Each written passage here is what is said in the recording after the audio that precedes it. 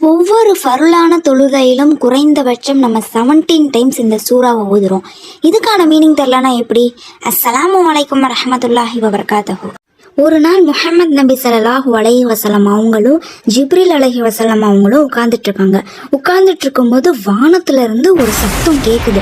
அந்த சத்தம் கேட்ட உடனே மேலே ஜிப்ரீல் அலைஹிஸ்ஸலாம் அவங்க பார்த்த உடனே சொல்றாங்க, இது ஒரு வாசல், இது இன்னைக்கு தான் திறக்குது, இதுக்கு முன்னாடி ஒருபோது இது திறக்கவே இல்லை அப்படின்னு ரொம்ப வியப்போடு சொல்றாரு.